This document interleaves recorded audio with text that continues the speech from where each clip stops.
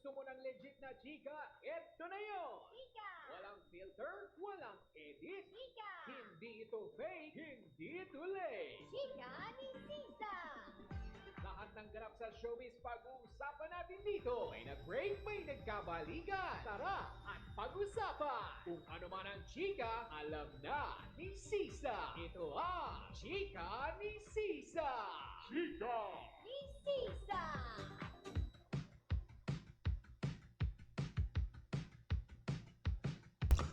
Isang magandang hapon, mga pangga! Nakakaloka yung TS, diba? Talaga nga naman, I'm so excited na muli kayong makasama. I'm sure kahapon ay na-miss niyo ako, diba? Talaga nga naman, meron lang tayong mga ganap. Excuse me, sumabit ng bongga. May mga ganap lang tayo kahapon ng bongga. Kaya nga naman ngayong araw na ito, ayan, nag-post po tayo sa ating social media account na makakatamang humula, diba? Na magiging bagong title ng ating programa.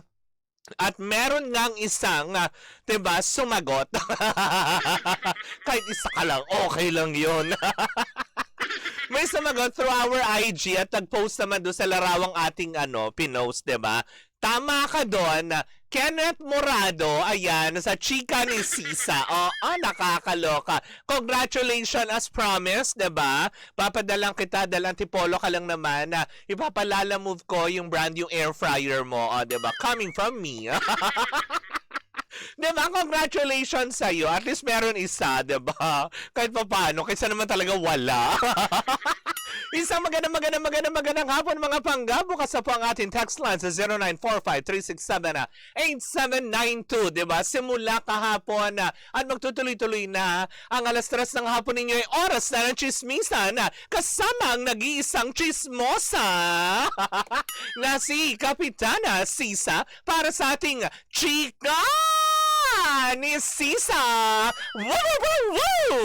Diba? Eto na, tumungo na tayo dahil wala tayong oras na dapat sayangin ng bonggang-bongga, diba? Jeff Tad Oliveros, Earth Energy sa hapon. Good afternoon, good morning. Nasanay tayo, diba? Patataon tayo nag-morning. Pero ngayon, diba? Hapon na tayo at magchismisan tayo. For sure, ang mga natatraffic ngayon ay talaga nga naman medyo bagot na, pero mawawala na ang inyong pagkabagot pagdating ng alas 3 ng hapon dahil tayo ay magchichikahan. Huwag na natin patagalin pa. Nakuha ang ating unang chika for today's video sa ating Chika ni Sisa. Abakalain pa naman talaga nga naman. All out na talaga. Silang sila na. Dalilang araw buhat ng matapos ang Holy Week ay hindi pa rin talaga nakaka-move on ng iba dahil nga sa mukha yatang nagiging public na ang relasyon Mayor Mark Alcala at Catherine Bernardo. Ayan, diba? Marami na nakapag-post at marami nakakita ng sila ay nagpunta ng Thailand. Diba? Kung dati kasi, diba, nasa China lang natin sila na medyo nung una nagtatago-tago. Diba? Halos yung una, medyo nauuna-una pa si Catherine Bernardo doon sa airport na parang hindi mahalata na magkasama sila. Ngayon yata, parang, sige na, bahala na kayo. Eto na, diba? Kuha yan sa isang mall sa Thailand ng ilang mga netizen. Patunay lamang na kahit sa mundo, diba? Sa parte ng mundo, may Pilipinong chismoso. Totoo naman, hindi ba? Pero dito ngayon, wala nang face mask, wala na lahat. Siguro iniisip ni Catherine, wala nakakakilala sa kanya. Pero, diba? Pero eto yan na nakakaloka. Mukha naman yatang happy na dahil kitang-kita naman sa larawan na ating mga pinapakita ngayon through our social media account na I'm very happy na. Kaya tuloy bigla ko natanong, diba? Kasi nag-post ito at marami ng mga chismosa nating kapitbahay ang nag-post patungkol dito na ngayon ay okay na, parang binabalandran na ang kanilang relasyon. Ang Daniel kaya Tangkela, meron daw kayang may pinuntahang Holy Week. Pero ayon sa ating pagsasaliksik ay mukha naman daw yatang waleya. Kasi ayon sa chismosa nating kapitbahay, parang ang huling pagkikita nilang dalawa ay March 16 pa si Daniel at saka si Kayla nung nag-celebrate si Kayla ng kanyang birthday. Pero sabi lang ng mga chismosang kapitbahay, mukha daw yata nagtagpo itong Easter egg. Wow! Easter egg talaga naghanapan, no? Nahanap kaya? Diba? Pero yun na nga, diba? Kasi maging happy na lang din tayo. Sabi nga ng ilan, hindi na nila kailangan pa magbigay ng confirmation about the relationship dahil kita naman sa mga larawan na nagkakalat ngayon over social media na mukhang masayang-masaya naman na ngayon itong si Catherine sa piling ni Mayor Mark Alcala. Patunay lamang na nag-move on na sila. Diba? Na nakakaloka yun. Baka di sila talaga sabay, sabi ni Sawadika. Oo, diba? Jeff Tad Oliveros, diba? Hindi, baka naman talagang sabay na sila ding umalis or baka naman may nauna. Pero kasi lately, diba, napapansin na rin naman ng mga tao na etong si Katrina, nasa site na rin naman sila katulad dito sa isang mall sa BGC, diba? Although si Katrina naka-face mask pa, pero si Mayor Mark Alcala, all out na. Sige na, bahala na kayo. Kumuha na kayo ng picture kung kumuha. Hindi ba? Maayong hapon, Steph Flores. Kamusta? Ayan. Tanong lang po. Sabi niya, ay, bakit ka kumakanta? Wait, hindi ka kakanta. Sandali, Lady Gaga. Huwag ka masyadong maigsa.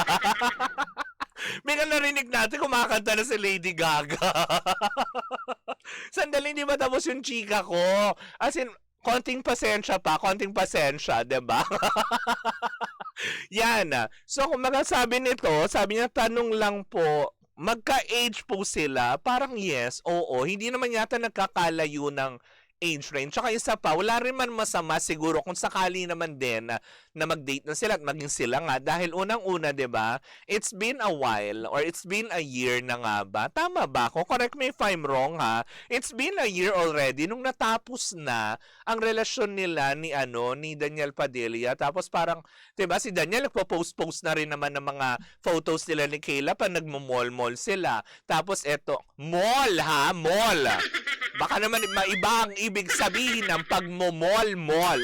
Pagpunta sa mall, nakikita sila ng mga netizen, diba? Pero usually, nagpupunta yata si Kayla and Daniel pag weekdays kasi mas kukonti ang tao. Pero, eto na nga, as in ngayon, very happy naman ako dahil nakita ko ito over the weekend, diba? Na nakita ko na may mga chismoso ang kapitbahay na nag-post na, oh my gosh, talagang second time na ito na nakikita sila publicly at talagang halos parang eto na. Hindi na namin kailangan pang amin. Inamin! Ano ka bakla? Kasama ka doon sa relasyon. Hindi ka kasama doon. Diba? Na hindi na nila kailangan pang sabihin na oo kami na kasi the photo speaks for itself. At mukhang masaya naman na talaga itong si Maring Catherine. Maring Catherine! Nakakaloka yun, hindi ba? But anyways, nako mga pangga, yan po muna ang ating unang chika sa hapong ito sa ating pagbabalik. Isang umatigabong chikahan na naman ang daladala na nag-iisang bakla. Oo. Kaya nga naman umantabi lang kayo at syempre yung mga nasa online, huwag kayong bibitaw dahil magpo-pause lang ako ng break, magtutuloy-tuloy ang ating chikahan online. Kaya dyan lang kayo. Well, in the meantime mga pangga, tuloy-tuloy po muna ang ating tugtugan. Dito po lamang yan sa number 106.7 Energy FM. Pangga, wag mong sabihin radyo, sabihin mo Energy!